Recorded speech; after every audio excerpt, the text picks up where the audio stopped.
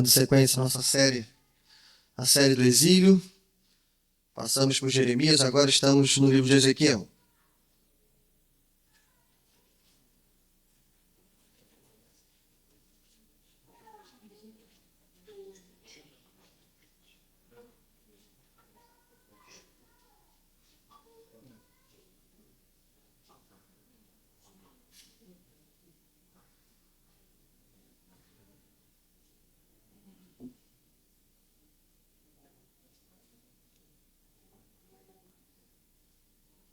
Amém? Vamos ler, no princípio, todo o capítulo 2, mas vamos falar do capítulo 3 também. Então, mantenha sua Bíblia aberta. Diz assim: Ele me disse, filho do homem, fique em pé, pois eu vou falar com você.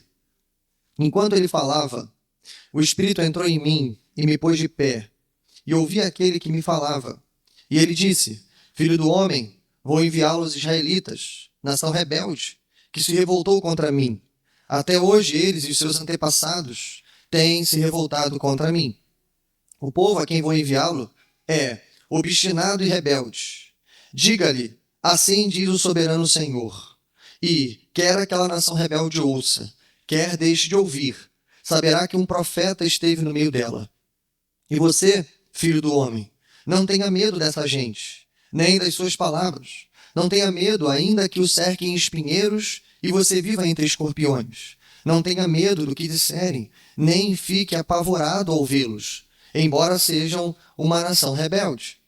Você lhes falará as minhas palavras, quer ouçam, quer deixem de ouvir, pois são rebeldes. Mas você, filho do homem, ouça o que lhe digo. Não seja rebelde como aquela nação. Abra a boca e coma o que vou lhe dar. Então olhei e vi a mão de alguém estendida para mim. Nela estava o rolo de um livro que ele desenrolou diante de mim. Em ambos os lados do rolo estavam escritas palavras de lamento, prantos e aios. Amém? Vamos orar mais uma vez ao Senhor.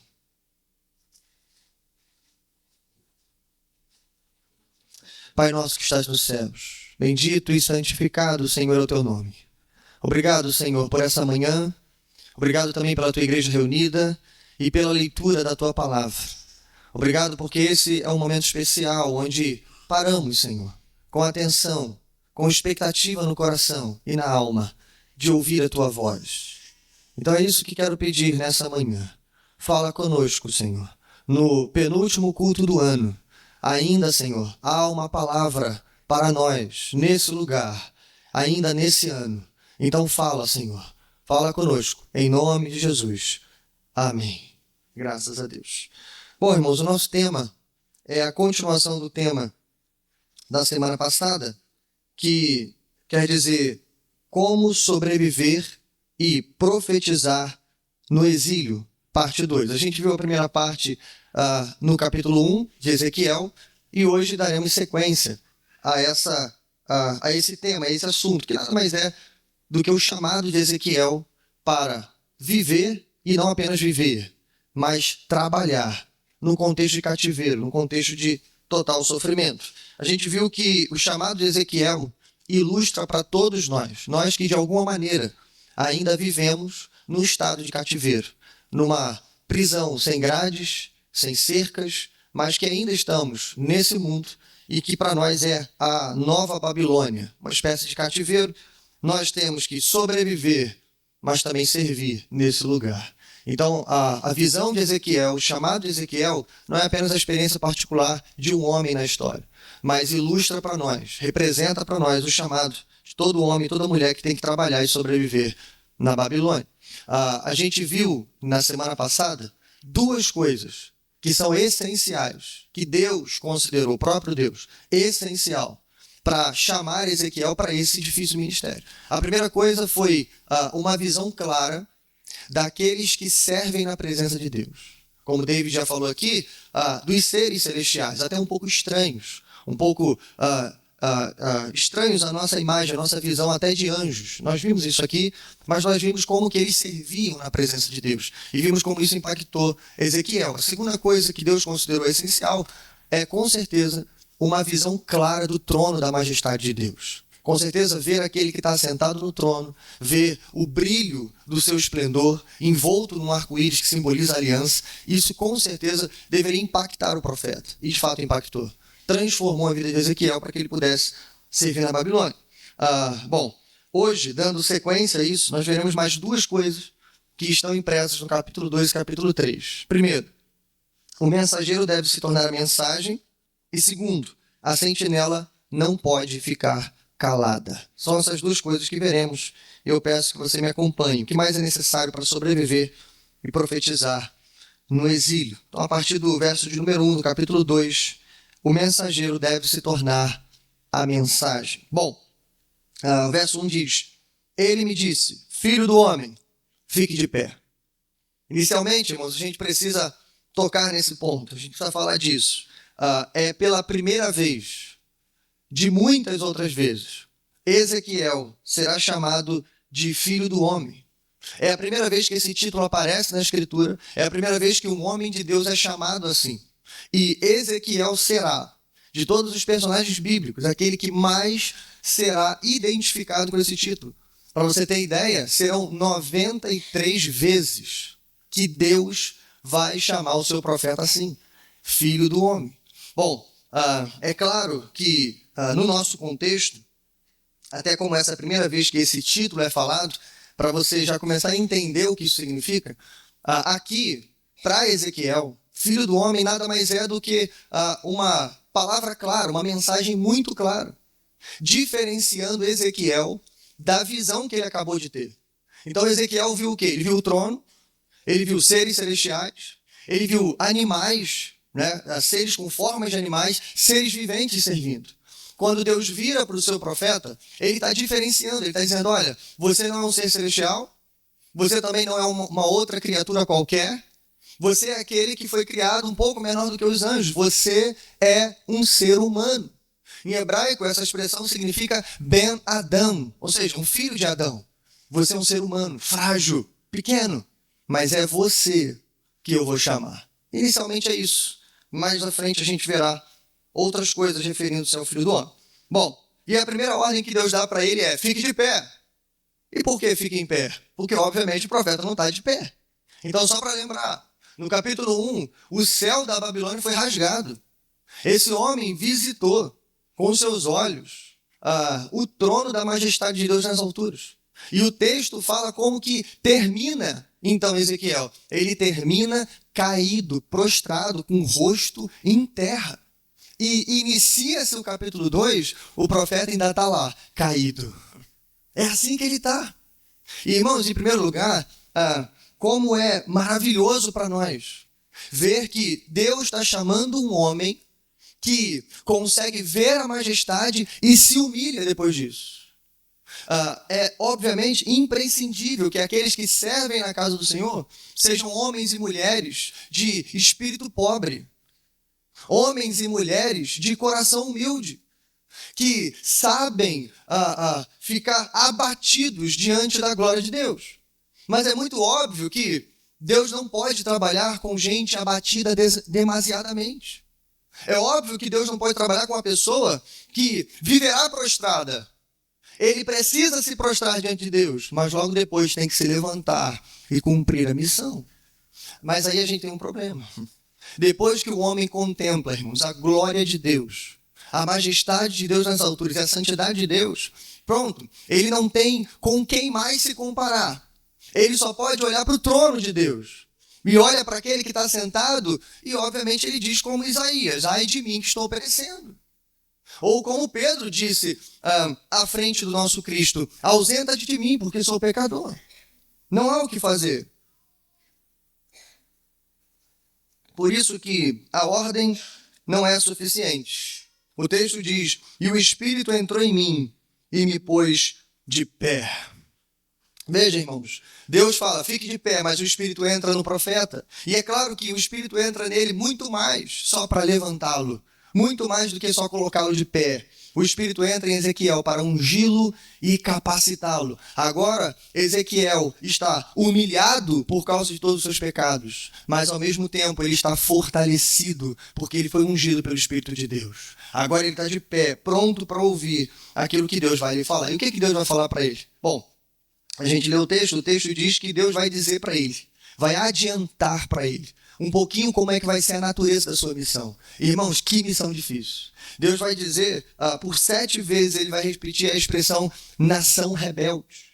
Você será enviado para o meio de uma nação rebelde. Literalmente ou simbolicamente, Deus diz, você estará cercado de espinheiros e vivendo entre escorpiões. A figura é clara demais. Imagine você pregar para um público assim. Imagine você cercado de espinheiros e escorpiões. A intenção de Deus é dizer para Ezequiel que, ao mesmo tempo em que você vai servir eles irão te atacar.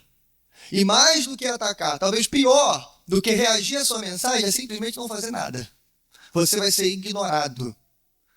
Eles não vão dar atenção ao que você vai falar. Bom, por isso, Deus precisa encorajar o seu profeta. Também, por 4 vezes, Deus vai dizer a expressão, não tenha medo. Não tenha medo, não te apavores. E de novo, não tenha medo. Porque embora você vai trabalhar entre espinheiros e escorpiões, é para lá que eu estou te enviando. E obviamente Deus irá cuidar do seu profeta. Seria perigoso, seria ignorado, seria difícil. Mas olha o que diz o verso de número 7. Você lhes falará as minhas palavras, quer ouçam, quer deixem de ouvir, porque são rebeldes. Em resumo, Deus está dizendo, olha, é assim que você será tratado, mas a sua missão não é simplesmente pensar nisso, não é se preocupar com os ataques que você sofrerá, ou até mesmo com a negligência. A sua missão é falar a mensagem. Bom, e aí sim, a partir do verso 8, a gente tem uma ordem estranha, de muitas outras ordens estranhas que a gente verá no livro de Ezequiel. Eu disse semana passada, Ezequiel é o profeta em que Deus pede para ele as coisas mais difíceis de todos os outros, e as coisas começam aqui. A primeira ordem é para comer um livro. É uma ordem estranha, né, irmãos? Claro que isso com certeza é uma visão, é um ato simbólico, eu creio nisso, mas a visão é clara demais para a gente. Ele vê um rolo de um pergaminho, talvez muito grande, a gente não sabe o tamanho, mas ele está ali enrolado. Só para você ter ideia, os pergaminhos eles eram escritos apenas de um lado do pergaminho. Porque quando você enrolava o pergaminho, a ideia era proteger as palavras que estavam ali dentro. Quando você olha o final do capítulo 2, o pergaminho está escrito de ambos os lados. Isso mostra para a gente que o conteúdo que Deus tinha para Ezequiel era muito grande. Tinha muita palavra para entregar. E a gente sabe um pouco de qual era esse conteúdo. O texto mesmo diz, era um texto de lamento, pranto e ais. Resumindo, lamento e juízo. Em outras palavras, Deus disse, olha, é assim que eles vão te tratar quando você falar. Mas o que é que eu vou falar, Senhor? Está aqui. Tua pregação, o tema da sua mensagem será lamento e juízo. Só que a ordem não é só vai e prega. Em primeiro lugar é coma o livro. E o que isso simboliza? O que isso significa? Antes, vamos entrar no capítulo 3, vamos ler os 3 primeiros versos, diz assim. Ele me disse, filho do homem, coma este rolo, depois vá falar à nação. Eu abri a boca, e ele me deu o rolo para comer. E acrescentou, filho do homem, coma este rolo que estou lhe dando. Encha o seu estômago com ele. Então eu comi, e em minha boca era doce como mel. O que isso simboliza para a gente? Eu creio, irmãos, que tem 2 lições aqui para a gente. Lembra que eu disse? O mensageiro deve se tornar a mensagem. A primeira lição que temos aqui é, com certeza, uma lição de comprometimento. Não é de se estranhar porque em uma época, num tempo, num período em que os profetas diziam aquilo que eles queriam dizer. Ou melhor, diziam o que queriam porque, na verdade, o que eles queriam era agradar o povo. Na verdade, os profetas estavam dizendo que os reis voltariam, que o povo seria liberto da Babilônia, seria vitorioso e voltaria para sua terra. Deus estava dizendo o exato oposto. Olha, vocês terão que se sujeitar. Vocês terão que ir para o exílio e mais, vão passar lá 70 anos. Depois disso eu os trarei de volta. Só depois disso. Mas enquanto isso, vocês terão que se submeter e terão que trabalhar na Babilônia. Essa era a mensagem de Deus, a mensagem que os profetas queriam evitar. Por isso, irmãos, num tempo em que a profecia morreu, porque se o Navi ou o profeta é boca de Deus na terra, ou seja, aquele que fala as palavras de Deus, mas se ele está falando as suas palavras, aquilo que ele quer falar, então a profecia morreu. Então, num tempo em que a profecia está morrendo, antes de Deus mandar o seu profeta falar, ele manda ele comer. Isso é uma lição de comprometimento. É para que Ezequiel esteja totalmente comprometido com a mensagem que ele vai entregar. Comer a mensagem significa isso, estar comprometido. Bom, irmãos, é importante lembrar que nós não somos o teólogo de corte. Nós não somos o pregador profissional. O que é o teólogo de corte? São aqueles que pregavam para a realeza. Eram aqueles pregadores dos palácios. Claro que não todos. Tivemos grandes, e vou citar um daqui a pouco, John Owen, por exemplo, que foram pregadores fiéis, mesmo pregando para os reis e rainhas. Mas tivemos muitos daqueles que, infelizmente, diziam o que os reis queriam ouvir. Até porque, se não dissessem, morreriam. Hoje nós temos o que eu chamei de pregadores profissionais. Aqueles que dizem para você no telefone assim, olha, o combinado não sai caro. Aqueles que cobram para pregar, cobram cachê. Inclusive, exigem, por exemplo, banheira de hidromassagem, espumante do lado da cama, roupão branco e coisas do tipo. Pregadores que fazem da palavra de Deus um simples e belo mercado. E talvez isso aconteça por quê?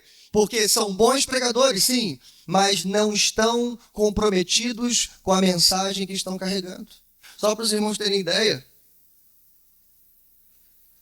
há uma história de Elias Kitch, filho do grande Benjamin Kitch, para quem não sabe, um dos maiores teólogos da Igreja Batista no século XVII. Ele tinha um filho chamado Elias Kitch. E há um relato sobre ele até engraçado, porque quando ele vai visitar as 13 colônias dos Estados Unidos, e ele chega lá, o pai já tinha morrido, e quando o povo descobre, a igreja descobre que o filho de Benjamin Kitch está entre nós, o povo fica, obviamente, animado. As pessoas ficam animadas, entusiasmadas, e chamam Elias Kitch para uma conversa, e os homens da igreja perguntam para ele, e falam assim, você pode pregar para nós amanhã? E Elias Kitch aceita. E ele diz, claro que eu posso pregar. Para quem não sabe, Elias Kitch não era convertido. Mas ele, claro, admirava o pai, e ele carregava com ele alguns sermões do seu pai, era a forma dele lembrar do pai. Mas Elias Kitch ainda não tinha se convertido. Ele era um ímpio, ele não era crente. E ele aceita pregar. É claro que, à luz da providência de Deus, naquela pregação Elias Kitch se converteu. Naquela pregação, durante a mensagem, pregando o sermão do pai. Bom, mas não é sobre a conversão que eu quero pensar com vocês. É sobre que é totalmente possível subir no púlpito e pregar sem ser convertido. É possível até, irmãos, infelizmente, pastorear sem ser convertido. Basta que você seja carismático. Basta que você consiga entreter a audiência.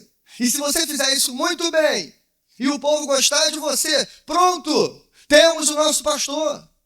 É assim, irmãos, infelizmente. Ainda em alguns lugares, porque eles carregam a mensagem, mas não estão comprometidos com a mensagem. Veja o que o príncipe dos puritanos disse, John Owen. Nenhum homem prega bem aquele sermão sem primeiro pregar ao seu próprio coração. Mas, se a palavra não habitar poderosamente em nós, não sairá poderosamente de nós. É isso que Deus quer com Ezequiel. Primeiro, Ezequiel, a palavra vai afetar você, para depois afetar os outros. Mas, em segundo lugar, a segunda implicação de comer o livro significa um exercício de degustação. Veja como termina o verso 3. Então eu comi, e em minha boca era doce como mel. Irmãos, é óbvio, é claro que quando você está lendo a narrativa e você olha esse simbolismo, Ezequiel vai comer um livro que nele está contido lamento e juízo. Como é que você espera que fosse o sabor desse livro? Claro, algo parecido com o gosto amargo, de alguma coisa bem amarga, de alguma coisa bem difícil de comer. Um gosto forte, até enjoativo. Esse seria o gosto. Mas, para nossa surpresa, quando Ezequiel termina de comer, ele diz: olha, tem sabor de mel. É doce, é agradável. Sabe o que isso simboliza para a gente, irmãos? Simboliza que aquele que serve a palavra de Deus, que serve o ministério de Deus e que está comprometido com a mensagem de Deus, ele está tão relacionado com Deus que ele já se conformou à vontade de Deus, mesmo se a vontade de Deus for 70 anos de juízo para o seu povo, mesmo se isso incluir você lá dentro. Você não é o pregador que vai visitar o exílio, você é o pregador que vai morar lá. Mesmo assim, quando ele recebe a mensagem, ele diz: isso é doce, porque a tua vontade é boa, perfeita e agradável. É isso, irmãos. Essa é a ideia. Se estamos totalmente comprometidos com a mensagem de Deus, estamos conformados à vontade de Deus. Mas em quarto lugar, seguindo a sequência desde a semana passada, a quarta última lição para servir no cativeiro é: a sentinela não pode ficar calada. Bom, a partir do capítulo 3, Deus vai chamar Ezequiel agora de, literalmente, uma sentinela. E, literalmente, ele seria uma sentinela barulhenta. Porque é isso que uma sentinela faz. Ela está ali postada, ou ele está ali postado, de pé, armado, preparado. Antigamente, os homens usavam trombetas, algo bem barulhento, sinos, tambores, para que, tão logo se avistasse o perigo, pudesse avisar a cidade. É essa a imagem que você precisa ter na sua cabeça. Só que lembre-se, Deus está avisando antecipadamente Ezequiel: você será uma sentinela barulhenta, mas ainda assim, eles não vão te ouvir. Bom, a gente consegue dividir o capítulo 3, vou passar bem rapidinho por ele, em 3 partes. 3 avisos de Deus bem rápido. O primeiro aviso de novo, repetido, sobre a receptividade da mensagem que você vai levar. O primeiro aviso é isso. Dos versos 4 ao 9, depois do 10 ao 15, Deus vai lembrar para Ezequiel: Ezequiel, você vai falar, mas eles não vão te ouvir. Deus vai falar isso de novo. O verso 7 diz assim: mas a nação de Israel não vai querer ouvi-lo, porque não querem me ouvir, pois toda a nação de Israel está endurecida, e obstinada. Aí é nesse momento que Deus vai encorajar de novo o seu profeta. Mais uma vez. E aqui, Deus encoraja ele de 2 formas. Primeiro, de novo, dizendo: não tenha medo, não te apavores, não tenha medo. De novo, fortalecendo Ezequiel. Mas em segundo lugar, literalmente Deus diz para Ezequiel assim: olha, se eles estão endurecidos, se eles estão inflexíveis, eu vou fazer o seguinte: eu vou tornar você inflexível também. Eu vou tornar você duro também. Você será mais duro do que a rocha mais dura que existe. E aqui é chamada de pederneira. Para quem não sabe, a pederneira é aquela pedra que, através da fricção, você consegue acender o fogo. Em outras palavras, quanto mais bater em você, mais você vai fazê-los queimar. É isso, irmãos. Eles serão duros com você, mas você também será duros com eles. Em resumo, o verso 10 diz para Ezequiel que Deus diz que você terá que ouvir, guardar a palavra no coração e então entregar a mensagem. Mas o segundo aviso de Deus para Ezequiel é um aviso sobre o descumprimento desse serviço de sentinela. Esse aviso aqui não é tanto de Ezequiel em relação ao povo, mas é tanto para Ezequiel. Esse aviso é para ele. Agora você é minha sentinela, ele diz no verso 17. E a sentinela tem que alertar sobre o perigo. Deus dá pelo menos 2 advertências para ele. A primeira: se o profeta não advertisse o ímpio ou o justo, ele seria responsabilizado pela morte dos 2. Literalmente isso. Se o ímpio ou o justo morresse por causa do seu pecado e não fosse avisado, alertado por Ezequiel, Ezequiel seria culpado da morte deles. Mas ele diz: se você advertir o ímpio ou o justo, e ainda assim eles não quiserem ouvir você, aí tudo bem.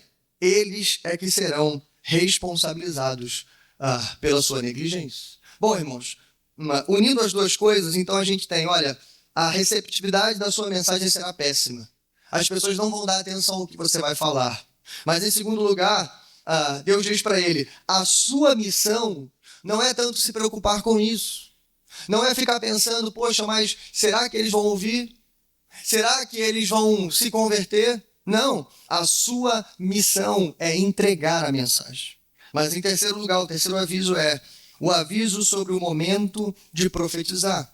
Dos versos 22 até o último verso de Ezequiel 3, Deus vai mostrar para ele mais uma vez, pela segunda vez, a visão do trono de Deus. Pela segunda vez, Ezequiel vai para o mesmo lugar. Ele vai ter os céus rasgados, ele vai ver aquelas criaturas de novo, ele vai ver o trono, aquele que está sentado, tudo de novo, tudo igualzinho. E depois que ele vê, ele vai cair prostrado de novo. E aí Deus vai mandar ele se levantar de novo, mas ele não vai conseguir, e o Espírito vai entrar nele de novo e vai colocar ele de pé. A mesma coisa vai acontecer aqui. Só que depois disso há algo diferente. Quando isso terminar, Deus vai voltar para ele e vai dizer assim, agora você vai para casa e você vai aguardar. E mais 2 símbolos será dado a Ezequiel para a gente fechar o texto, que é basicamente isso. Primeiro, Deus diz para ele, agora você vai ser amarrado dentro de casa, de forma que você não vai poder sair de casa. Mais ainda, você vai ficar mudo. A tua língua vai grudar no céu da boca. E você não vai abrir a boca e não vai falar nada para ninguém. Não parece estranho, irmãos? Parece até contraditório, porque Deus acabou de dizer que ele tem que ser uma sentinela barulhenta. Que, inclusive, se ele deixar de falar aquilo que Deus mandou ele falar, ele será responsabilizado. Mas o que Deus está ensinando aqui, em último lugar, é: eu não só estou te dando o conteúdo da mensagem que você vai entregar. Eu não só estou adiantando como será a receptividade do povo do qual você vai pregar. Eu estou dizendo para você o momento certo de profetizar. É isso que significa. Ele não ficaria amarrado para sempre, ele não ficaria mudo para sempre. O último verso do texto diz, verso 27, mas quando eu falar com você, abrirei a sua boca e você lhe dirá, assim diz o Senhor, o soberano Senhor. Quem quiser ouvir, ouça, e quem não quiser, não ouça, pois são uma nação rebelde. Então, irmãos, Deus está dizendo para ele, olha, você vai ficar mudo, quietinho, calado. E ai de você de sair daí. Mas quando eu te visitar, você terá a boca aberta. E aí sim, você irá profetizar. Bom, irmãos, eu confesso que essa aplicação não é fácil. Como eu falei, a gente está no penúltimo culto do ano. Ainda temos o culto da noite, graças a Deus por isso, mas chegando no final do ano, irmãos, nós temos muito que agradecer. Mas para nós que servimos ao Ministério da Palavra e pregamos constantemente, a gente tem sempre uma alegria no coração. Mas ao mesmo tempo a gente tem uma tristeza. A alegria é que, mesmo estando nesse tipo de cativeiro, como eu disse, uma espécie de Babilônia moderna, não faltou palavra de Deus para nós. Sendo eu ou qualquer outro dos meus irmãos que subiram a esse púlpito durante todo o ano de 2024, eu posso dizer, irmãos, com alegria no coração, Deus foi fiel à sua palavra nesse lugar. E os pregadores também. Nós tivemos aqui homens e até mulheres comprometidos com essa palavra, que não só pregaram da boca para fora, ou não só pregaram o conhecimento que receberam ou que aprenderam, mas que vivem a palavra que pregaram. E isso me alegra, irmãos, profundamente. Mas, por outro lado, eu confesso que talvez a nossa parte mais humana, mais frágil, olha para o povo de Deus. E a gente olha e vê um pouco desse povo no nosso povo.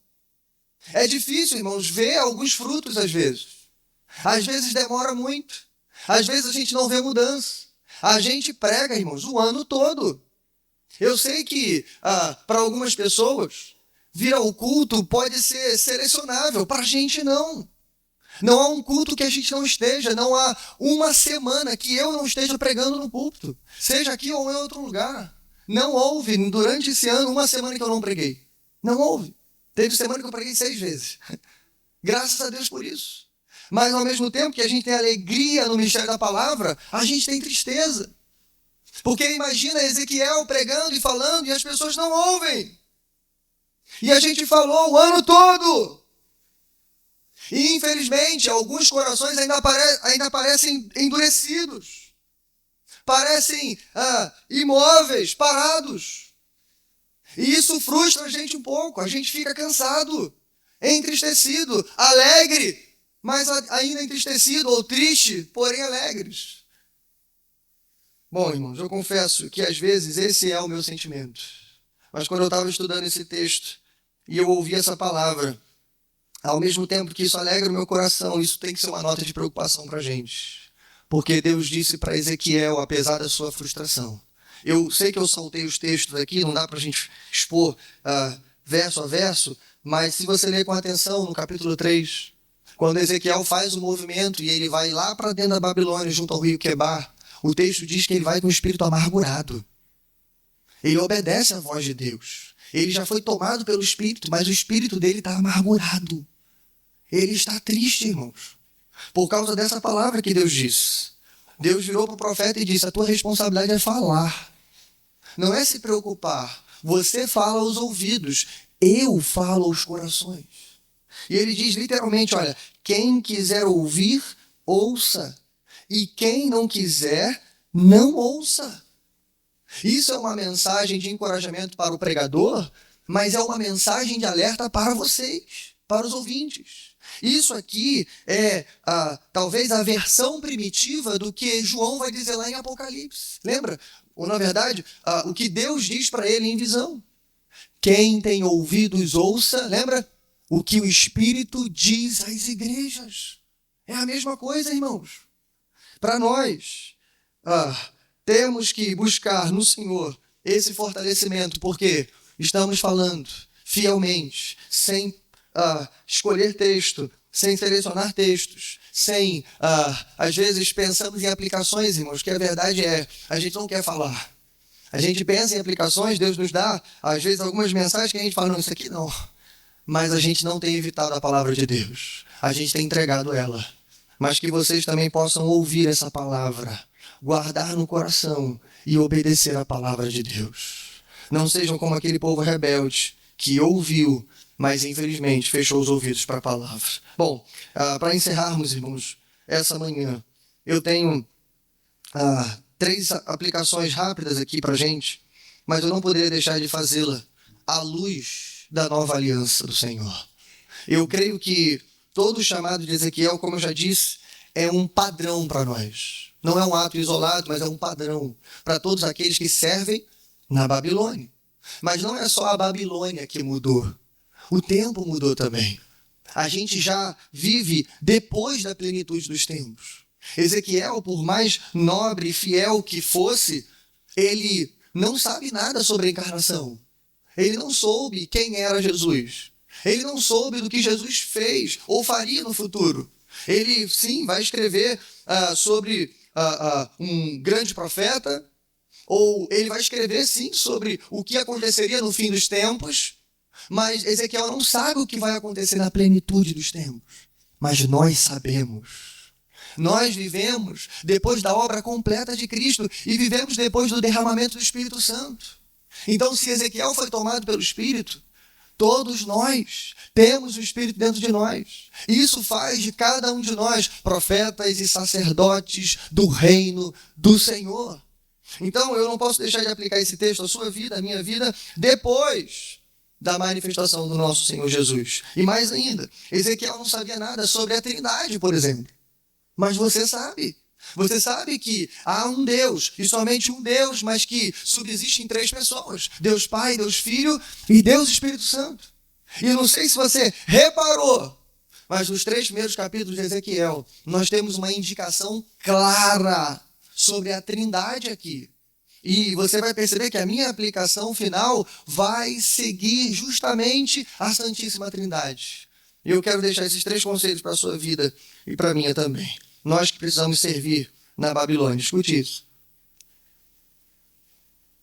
Primeiro, precisamos de uma visão contínua da glória de Deus para continuar enxergando a nossa própria baixeza. Vou repetir. Precisamos de uma visão contínua da glória de Deus para continuar enxergando a nossa própria baixeza. Bom, irmãos, você observou que Ezequiel visitou o mesmo lugar. Ele teve a mesma visão 2 vezes. Isso é digno de nota porque a gente não está falando de 2 lugares e de 2 visões. Nós estamos falando da mesma visão duas vezes. Não sei quem aqui tem essa experiência, mas eu tenho, de sonhar na mesma noite que você está no mesmo lugar. Já teve essa experiência? Ou só eu que sou doido?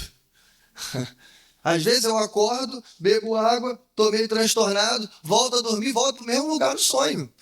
Isso acontece comigo. Eu espero que eu não seja estranho demais. Mas isso acontece. O que acontece com Ezequiel é algo parecido com isso.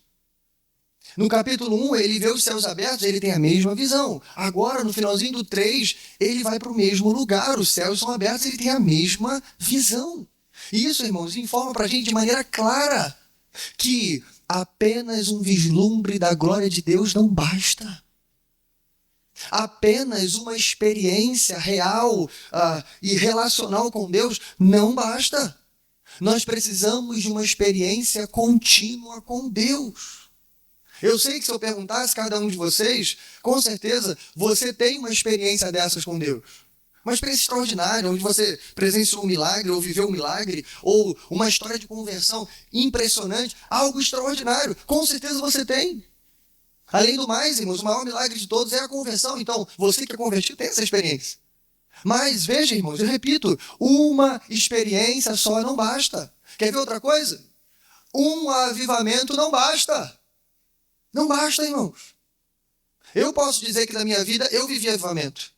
Eu posso dizer isso. Vivi avivamento. Mas se você estudar todos os avivamentos da história, o que você vai ver? Que o avivamento passou. Que aquele avivamento produziu, sim, homens, mulheres de Deus, profetas, pregadores, pastores, missionários. Dali saíram muitos. Ok, mas passou. Olha a Inglaterra, onde teve o primeiro grande despertamento. Homens como Charles Wesley, John Wesley, George Whitefield. Mas veja agora, irmãos. A igreja em que Whitefield pregou agora é um pub. A igreja onde Wesley pregava agora é um barzinho. Então, repito, um avivamento apenas não basta até que Cristo volte. Nós precisamos buscar continuamente uma visão da glória de Deus. E só para você não tornar isso aqui esotérico, deixe-me lembrá-lo. Semana passada eu disse como é que o crente vê a glória. Toda vez que ele abre a Sagrada Escritura e coloca ela diante dos seus olhos.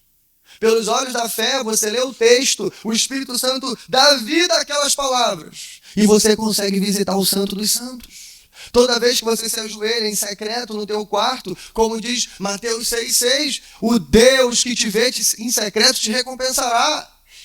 Ei, está visitando a glória. Hoje, aqui sentado, semana passada, e todos os cultos em que você ouve a pregação da palavra, você está visitando o Santo dos Santos. Então, sem tornar a coisa esotérica, é assim que a gente vê a glória de Deus. Mas a gente tem que buscar isso continuamente. E por quê, irmãos? Lembra que eu disse? Ezequiel não só tem a mesma visão, ele tem a mesma reação. Nas duas vezes, quando ele contempla o Santo dos Santos, ele cai prostrado diante dele. Sabe por quê, irmãos? Porque ele sabe agora, mais do que nunca, que ele é totalmente diferente daquele que ele vê. Que ele não tem nem 1% de santidade dos seres que servem à presença. Mas Ezequiel sabe, porque ele conhece a lei. Levítico, que o padrão de santidade dele não é dos anjos que estão servindo, se cobrindo. O padrão de santidade é do que está sentado no trono. Sede santos, Israel, como o vosso Deus é santo. Então Ezequiel está olhando para aquilo, olhando para ele olha para os seres, olha para ele, e não há o que fazer. Por isso ele cai diante de Deus. Há uma frase que eu queria citar do grande ministro independente William Greenhill, do século XVII. É o maior comentário de Ezequiel da história. Ele escreveu isso no século XVII, escuta isso. Cristo é cheio de compaixão. Ezequiel caiu com o rosto em terra. A glória da visão e magnificência daquele que estava sentado no trono tinham subjugado e lançado por terra este nosso profeta. Ali ele jazia, como um homem ferido e sem força. Cristo não o deixa sem condições. Ou melhor, Cristo não o deixa nessa condição, mas fala com ele e o faz amavelmente. Aqueles que são humildes e abatidos por um senso da sua própria baixeza, devido à visão da glória e da magnificência, a esses Cristo levanta rapidamente para outra vez confortá-los. Amém? Então, irmãos, não é só buscar uma visão contínua da glória de Deus. É por que devemos fazer isso. Porque se a gente não vê continuamente a glória de Deus, infelizmente a gente não vai conseguir ver a nossa própria miséria, os nossos próprios pecados. O orgulho vai subir com a gente para o púlpito. O orgulho vai escrever o sermão. O orgulho vai segurar o microfone. O orgulho vai pastorear. Que Deus tenha misericórdia de nós e Ele coloque diante de nós a sua glória continuamente. Mas a segunda lição que aprendemos aqui é: precisamos do Espírito Santo para nos colocar de pé. Lembra, irmãos, por 2 vezes isso aconteceu. O profeta recebe a ordem, mas ele não consegue levantar. Só depois que o Espírito entra nele e o levanta, é que ele sai e começa a fazer as coisas que tem que fazer. Isso aqui pra gente, irmãos, claro, como eu disse, nós vivemos a universalidade do Espírito. E por causa dessa universalidade, ou seja, o Espírito foi derramado sobre toda a carne, a gente pode viver também uma banalização do Espírito. Você pensa com profundidade, com seriedade sobre isso? Você se pega em casa durante o seu momento de oração pensando nisso? No quê? Eu vou dizer: tem um Deus dentro de mim. Deus habita em mim. Se é que você crê nisso. Você tem Deus habitando em você. Você é templo do Espírito. O teu corpo, a tua alma, o teu espírito tem o Espírito Santo habitando dentro. E como diz Paulo em Romanos 8, ele testifica ao nosso espírito que de fato somos filhos de Deus. Temos um espírito que intercede por nós, em nós, com gemidos inexprimíveis. Esse é o Deus que habita em nós. E mais, ele está em nós para nos colocar de pé, para nos levantar, para dar vida à palavra de Deus. Aqui, irmãos, todos os comentaristas antigos falam para a gente sobre uma coisa: Espírito e palavra, ou palavra e Espírito. Lembra? Ezequiel recebe uma ordem, ele recebe a palavra de Deus. Mas não é que a palavra de Deus não é suficiente, mas é que é a palavra de Deus com o Espírito de Deus. Foi assim que o próprio Deus determinou que fosse. Ele não nos deu a Bíblia, irmãos, para ser um conjunto de livro, poesia e ensinamentos práticos para a nossa vida. Isso aqui não é um tratado sobre moral. Não é para você ser a melhor versão de si mesmo.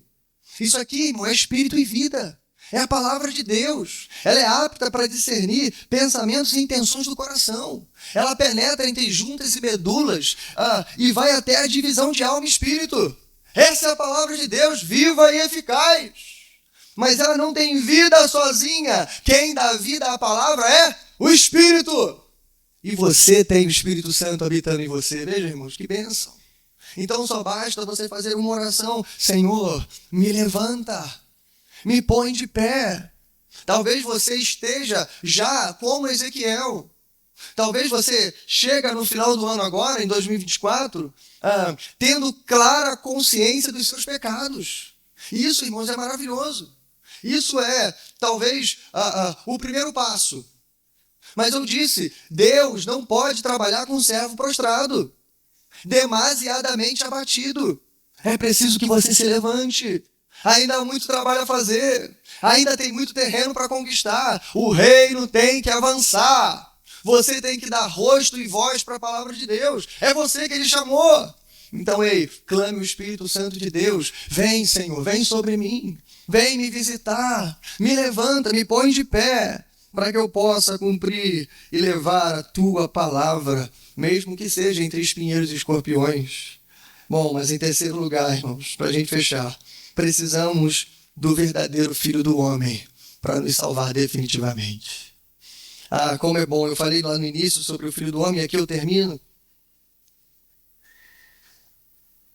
E é bom porque a gente vai conectar o texto. Lembra, o mensageiro tem que se tornar mensagem, e aqui a gente toca um pouco nessa mensagem. Essa é a mensagem que nós levamos, que o Filho de Deus veio até nós, e Ele se tornou homem como nós, mas não somente como nós. Ele se tornou o homem perfeito e morreu em nosso lugar. Lembra que eu disse, irmãos? A palavrinha hebraica Ben Adam significa filho de Adão. E como os próprios judeus interpretavam essa expressão, eles vão dizer que sim, é uma palavra, é um título que nos conecta a Adão. Toda vez que o Filho do Homem é lembrado, é porque Deus está falando da humanidade perfeita. Ou seja, aquela humanidade que foi criada por Deus, criada para representar Deus, a imagem e semelhança de Deus. Só um parêntese aqui, né? Os judeus tiveram dificuldade, irmãos, ao longo da história de interpretar isso. Há comentários rabínicos, judaicos, que até viajam um pouco. Vou explicar para você rapidinho. Porque o título Filho do Homem, ele vai ter uma espécie de escalada. Me acompanhe nesse raciocínio, isso aqui é muito importante. Preste atenção. Quando você chegar lá em Daniel, tem um problema. Porque até aqui, Filho do Homem só servia para ilustrar a fragilidade humana. Mas quando você chegar em Daniel, principalmente Daniel capítulo 7, Daniel vai ter também uma visão da glória de Deus. E é uma visão do final dos tempos. E ele vai ver, adivinha o que ele vai ver? Ele vai ver o Filho do Homem vindo à presença de Deus. E essa visão é tão gloriosa porque não é um homem qualquer. Mas ele diz, é o Filho do Homem. E esse Filho do Homem vem depois de conquistar, depois de vencer, depois de cumprir a sua obra. E ele se apresenta ao ancião de dias. E aí, ali diante dele, adivinha o que acontece? Ele recebe glória, domínio, poder, autoridade. Ele é adorado. Daniel 7, 13 e 14. E mais ainda, ele recebe um reino que não poderá mais ser destruído. E ele vai reinar para todo sempre. Então há um problema aqui, e os judeus tiveram dificuldade, estou sendo honesto, irmãos. Basta você ler. E aí eles vão ter várias interpretações sobre o assunto. Vai ter uma comunidade que vai dizer assim, não, esse Filho do Homem é Adão, por causa do bem Adão. Só que, como é que pode ser Adão se Adão fracassou? Aí alguns vão dizer assim, não, mas Adão não pecou. Quem pecou foi Eva, eles vão dizer. E Adão não caiu, então logo Adão não fracassou. Sim, ele morreu, mas Adão voltará. Porque ele é o primeiro homem, ele é o homem perfeito. Ele pode representar Deus para a humanidade. E ele que vai se apresentar ao ancião de dias. Só que, obviamente, irmãos, isso tem vários problemas, porque a própria teologia judaica sabe que Adão caiu. Adão comeu do fruto. Adão foi expulso do Éden. E todos nós herdamos a consciência pecaminosa de Adão. Então, quem é o Filho do Homem? Como é que ele pode se apresentar? Como é que ele pode ser adorado? Como é que ele pode receber um reino que é para todo sempre, irmãos? Graças a Deus que nós sabemos o nome dele. Jesus Cristo, o homem, o Filho de Deus. Graças a Deus por isso, irmãos. E é impressionante, porque a expressão Filho do Homem é, não só coincidentemente, mas é o título que Jesus, o teu Jesus, mais utilizou na sua vida. Se você somar os 4 evangelhos, Jesus vai se referir a si mesmo como Filho do Homem 70 vezes. Não há outro título que Jesus gostasse mais do que Filho do Homem, Filho do Homem. E aí a gente pensa, Filho do Homem só simboliza fragilidade humana. Não. O Filho do Homem, na profecia de Daniel, era um rei conquistador, que venceu, que reuniu o povo e que agora recebeu trono, domínio, poder e autoridade para todo sempre. Esse é o Filho do Homem. Como vão dizer os teólogos, é o único título que mostra a obra completa de Jesus. Esse é o Filho do Homem. E eu quero terminar lendo, junto com você, Romanos 5, 14 e 15. Abra sua Bíblia na versão NVI, vamos ler juntos isso. Adivinha, Paulo escreveu exatamente sobre esse problema. Quem é o Filho do Homem? Como é que a gente resolve esse problema entre Adão e o Cristo? Ele vai escrever, eu quero ler junto contigo. Romanos 5,14 para encerrarmos hoje. Amém? Diz assim, vamos ler juntos. Todavia, a morte reinou desde o tempo de Adão até o de Moisés, mesmo sobre aqueles que não cometeram pecado, semelhante à transgressão de Adão, o qual era um tipo daquele que haveria de vir. Uma pausa. Olha isso, irmãos, veja isso. Então, significa que, por causa de um homem, a morte entrou no mundo, Adão. E Adão, segundo Paulo vai dizer, é o tipo daquele que deveria vir. Ou seja, aquele que viria sim como filho de Adão, mas não totalmente semelhante a Adão. Por quê? Porque ele é totalmente homem, mas ele é plenamente Deus. Ele é o Deus Filho, Jesus Cristo. E agora veja, ele continua, verso 15, vamos lá, juntos. Entretanto, não há comparação entre a dádiva e a transgressão, pois se muitos morreram por causa da transgressão de um só, muito mais a graça de Deus, isto é, a dádiva pela graça de um só homem, Jesus Cristo, transbordou para muitos. Amém, irmãos? Veja que Paulo diz aqui, com palavras claras, em letras garrafais, de um só homem. Ele é o homem perfeito. Ele é o primeiro homem. Ele é aquele que pôde, de forma completa e plena, representar Deus para os homens. Mas ele é aquele que vai representar os homens a Deus. Você pode dizer amém? Esse é o Filho do homem perfeito.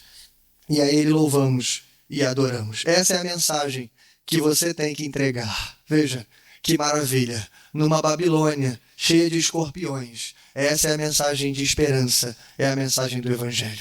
Ainda que eles não ouçam, a nossa missão é fazer barulho. Que Deus nos ajude. Amém? Vamos orar.